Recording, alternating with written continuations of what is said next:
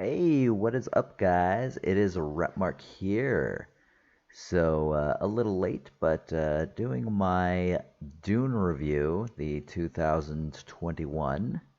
Um, so where to go with this one? This movie was, especially when comparison, and I'm going to do a lot of comparisons with the old one, which I believe was like 78 or 74. Um, yeah, it was in terms of the way it was shot, in terms of the visual effects, in terms of the music, the acting. It was great. Like the 1970s version was hot garbage. Um, so I actually really enjoyed this one. It looked beautiful. The backdrops were amazing. I believe the cast was amazing. Um, it seemed rushed, which I mean makes sense. If you know Dune, the novel, um, there is a lot in that book. The universe is huge and fleshed out, and I wish it was more popular. I know that there's a lot of people who aren't the biggest fans, and a lot of people just don't know about Dune. It is actually an amazing franchise and universe, and I encourage more people to know about it. But yeah, the one thing I would have to say though is, and I'm trying to say this without spoilers, so it seemed a little rushed. So obviously, I was pointing that out. Like you don't get as much time with certain characters to actually get the emotional connection that it seems like they're trying to go for. Um, like I remember in the 70s version, like they practically held your hand and like the acting was over the top in that movie, but it was very much akin to like a play. It was super crazy. Um, but it explained way more of the universe. Like I wanted to hear more about the Ben Gesserit, because I mean, it kind of covers it, but not really. Uh, Let alone the Spacing Guild. Like you never even hear them mentioned. Um, Mintex, like essentially like how AI is outlawed in this universe, and so to overcome that, there are certain people who do advanced training and like a lot of drugs to essentially become human computers, and it kind of covers that. Like you kind of see it, or yeah, Mintat. There we go. And but it seems like just very very clean. Uh, man, to try to explain all this without spoilers is really hard. I will be going very in deeply with it. I don't, and this one as opposed to the 70s version, where Paul is like he's kind of grown up. It seems like he's in his 20s. He seems like he's already, fairly like badass or whatever, and it's more like an awakening is how the 70s one did it. This one he's young, he's super young. He's probably 14 to 16 is what I'd say. And so it's more of a coming of age almost to him.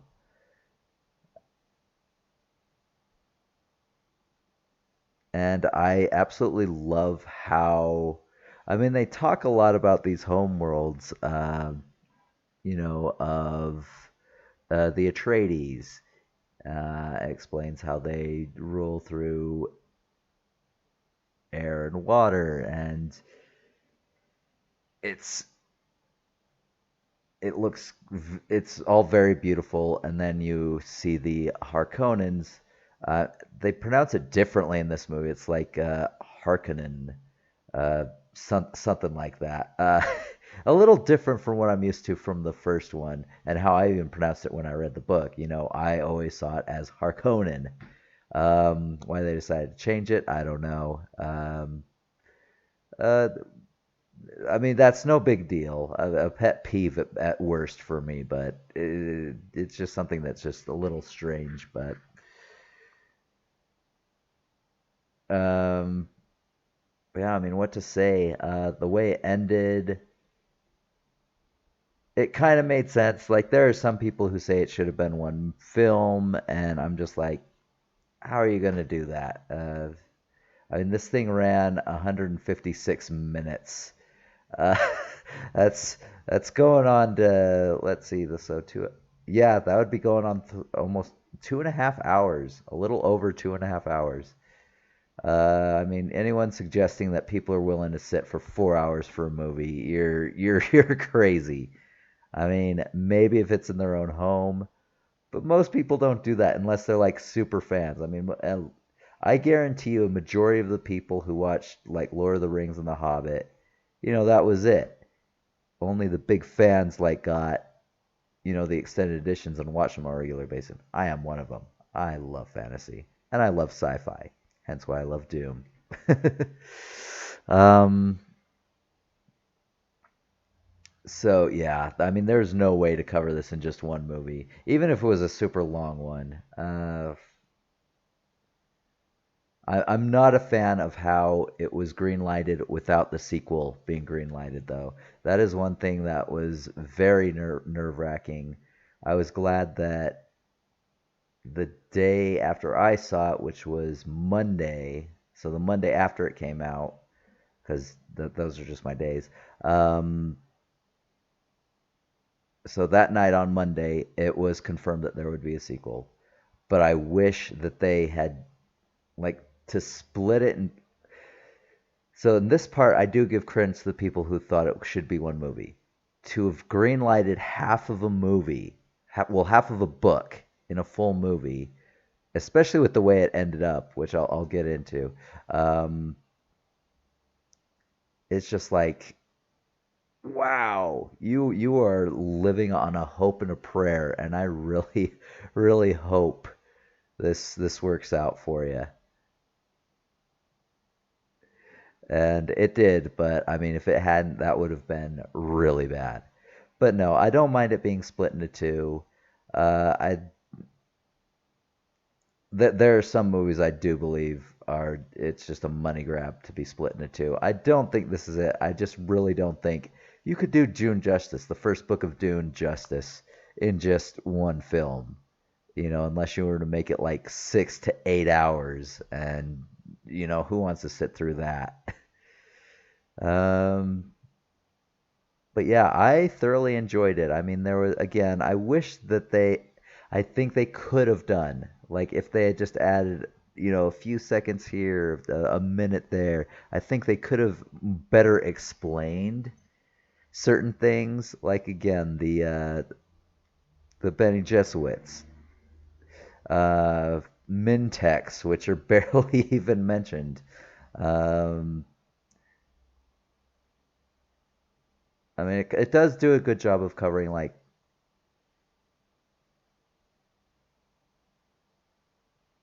Arrakis, I guess. But I mean, I wish there was more about the Sandor. Like, it talks about all these creatures, and oh my gosh, and I love the Fremen. So I do, I do enjoy what they did with the Fremen. Um, I think it did a good job of actually explaining them better than the original one kind of did, and as well as making them a little less hokey.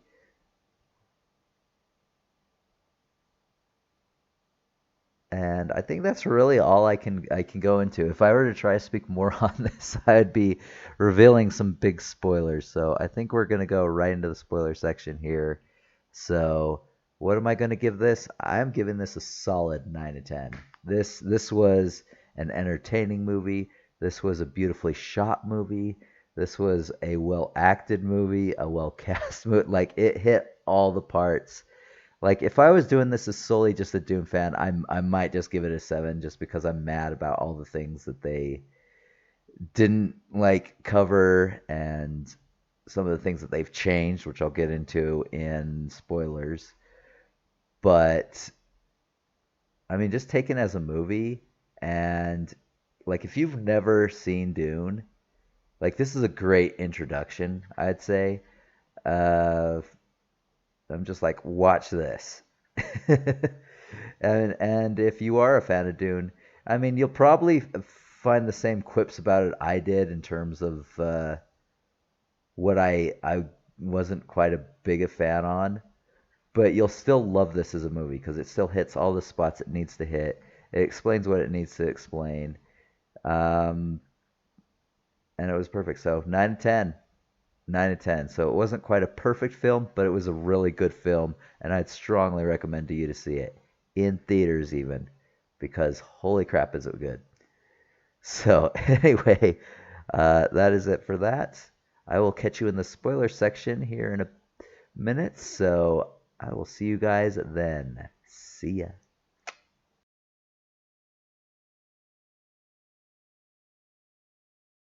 Hey guys, it is a Repmark here.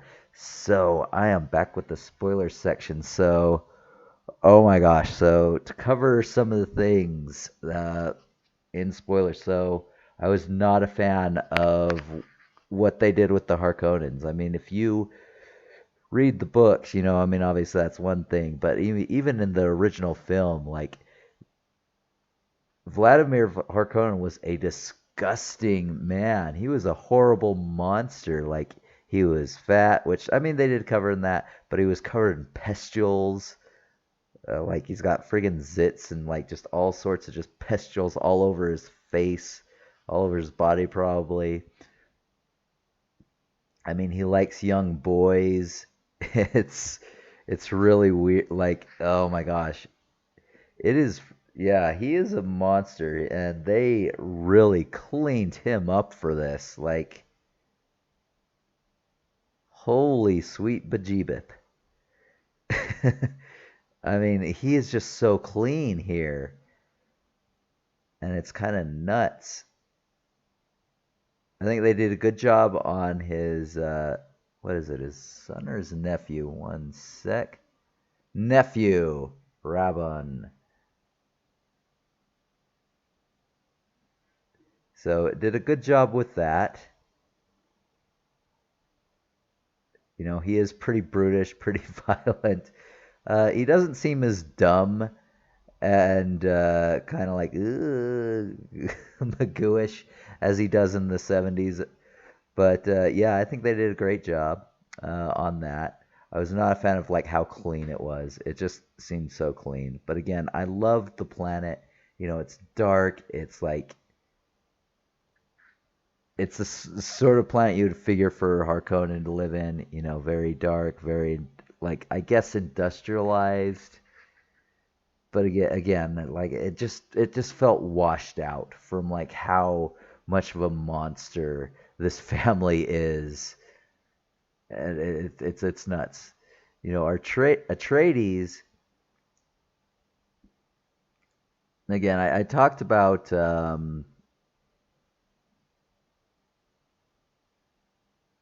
Paul, yeah, about Paul, uh, in terms of like the differences between the two movies. Whereas, in the other one, it's in the first movie, he's, pretty much all grown up. Like he's just taking up everything, and then he just awakens this power,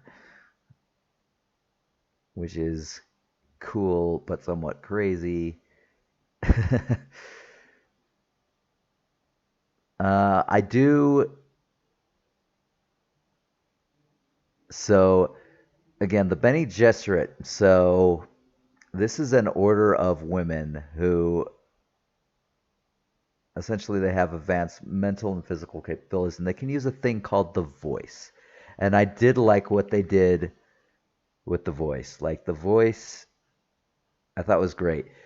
In terms of whispers, though, because in the it talks about this in the books, and as well as goes into the first movies. I mean, in the first movie though, the whispers were almost like a dialogue and almost just expositionary dialogue where you could hear fine. This one, the whispering was so quiet, and then there was just this loud noise. Like it got to the point of like annoyance. I'm just like, stop. I was really glad I went to the one with subtitles because I couldn't understand what most of the whispering was. It made me it was just I found it a little bit annoying.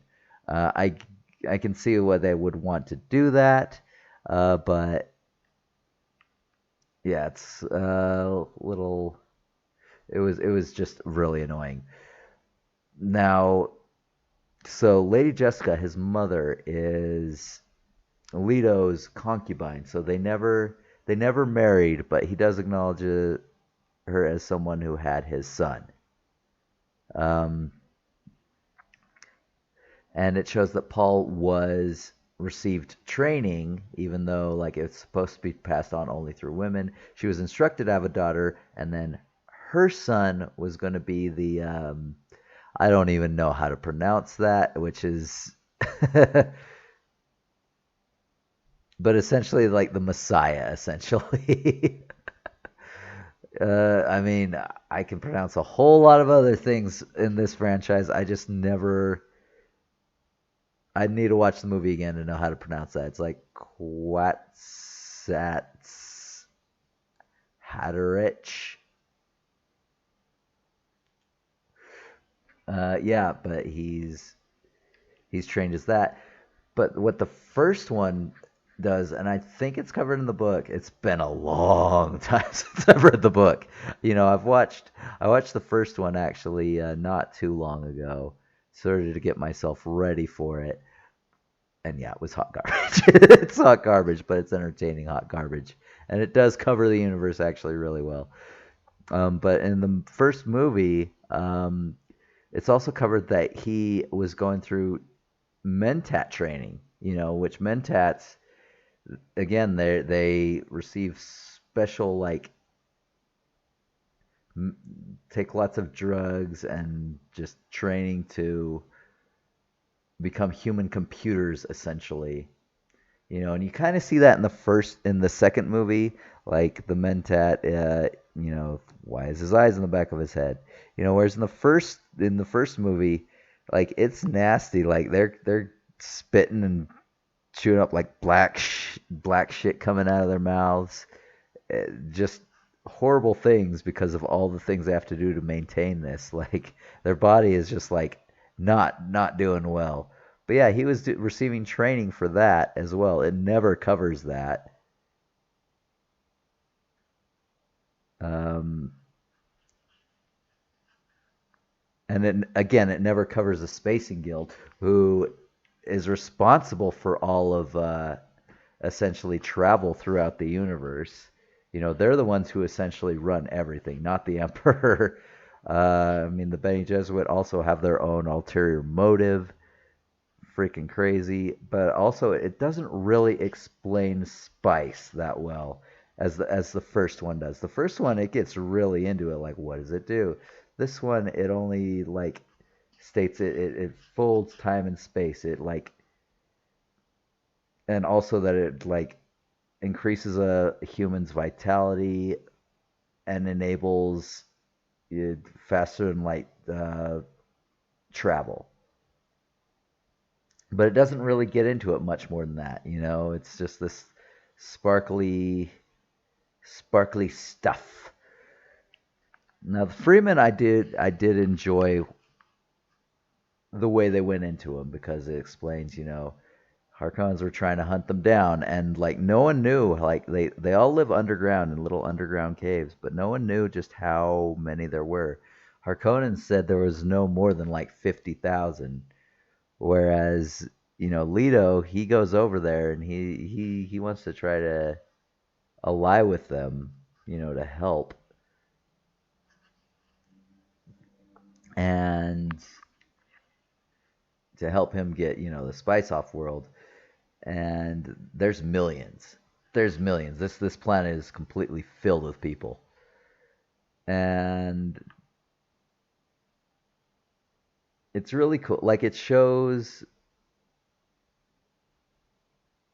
the respect trying to give that was being given, which later pays off because again Paul gets taken in. But yeah, the whole betrayal thing, like that was in the original movie. It looked a little bit hokey. Obviously, the special effects were not that great in that movie. Let's be honest. But I like how they did it. The initial assassination attempt on Paul, and then how they found a Harkonnen warrior just that apparently just upped and died in there. It was kind of fun. You have Doctor Yu. Is it Yu? I'm assuming you. If I butchered it, I apologize. Oh, my mind is just like, okay. Like I enjoyed his character. He's the one who did eventually betray Leto and House Atreides, because essentially what happened is the Emperor sent him there to have the Harkonnens wipe them out. And yeah, so that was the whole thing. It was a big conspiracy to just wipe them out. And Dr. Yu was a major part of that. The Harkonnens had captured his wife, and they said that they would free her if he did this, not letting him know that they had already killed her. And then he got killed after turning him in. And then there was the poison scene. That was super fun. So he knows he's gonna die. There's no way for him to escape. So the doctor puts a poison tooth into his mouth. It kills him, and most of everyone else. The Duke does escape. He can levitate, and he just levitates to the ceiling. Like he's injured. The poison affects him, but it doesn't kill him. And then I do like the whole visions that he has, that Paul has, as this movie goes on, and I love how it fixed shields. Like in the first one, it's just like only a slow moving knife can get through the shields, and then it's just like it's never mentioned again. It's just like, why are you not always using shields then? Yeah, it was kind of bad, but this one it fixed it. The shielding technology looked, believable. It looked great. It made sense. So I'm glad they fixed that. And another thing going on to the Fremen, I'm glad that they fixed Paul and Shawnee's, I believe it's Shawnee's, uh, romance. Because I remember again in the first one, he's just like, or she's just like, I've always loved you. This was meant to be, and all that. And it was just like, all right, like as soon as they met. Whereas this one, there's a lot more distance. She doesn't fully believe that he is the Messiah or whatnot. And yeah, so there's actually like a little bit of tension, but then after the battle to the death to one of the Freemen who doesn't accept their acceptance because he and his mother, Lady Jessica, they escape. They're captured and they're going to be taken to the desert to be essentially be consumed or die or whatever. But they overpower using the voice.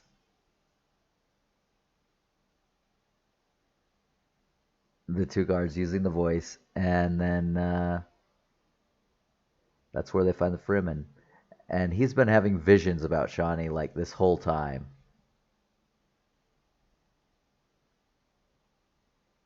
But yeah, it's super fun. The thing that I don't like is so Duncan Idaho, who is the sword master of the house. I mean, in the first one, his part was way bigger. I don't feel you got enough time with it because he dies, he gets killed by a bunch of imperial troops, which is another discrepancy. But let me finish this. Like, and that's something I noticed. Like with a lot of these side characters, you have Stilgard, you have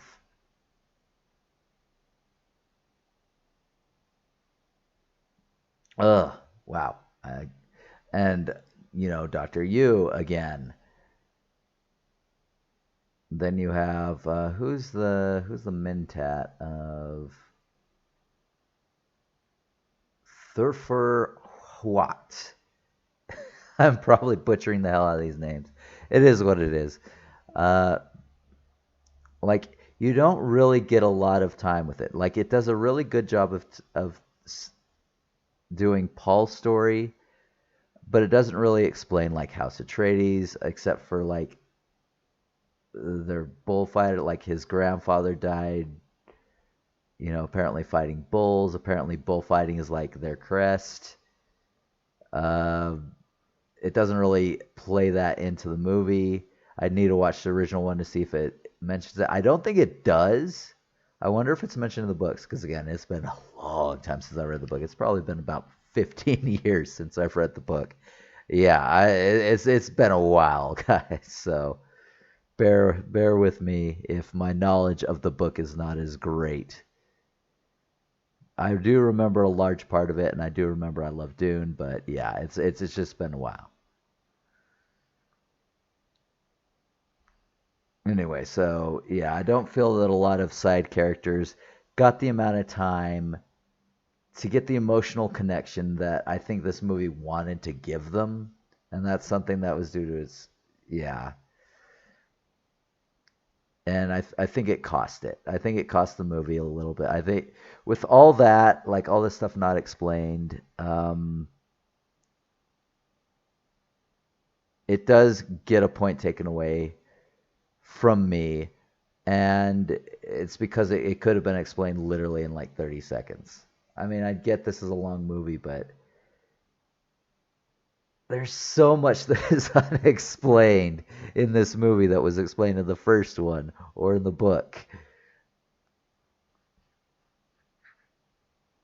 Oh, but yeah, it's oh my gosh, what was the one thing I was mentioning before I went off on side characters?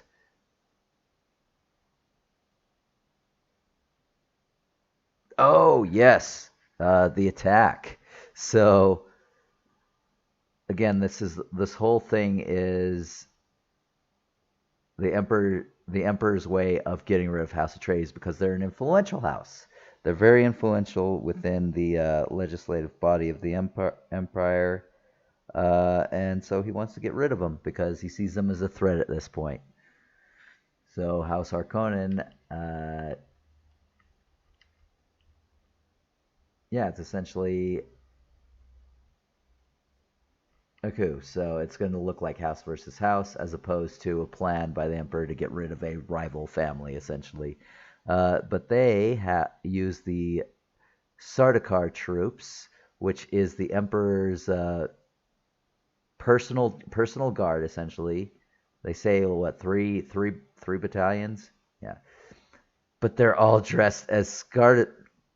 Even the book says that they are disguised. Even the first movie states that they're disguised because they have to be. The Emperor can't. Like he may have assumed that there would be no survivors or whatnot, but the Emperor literally cannot have it out that he himself arranged for a house to be destroyed.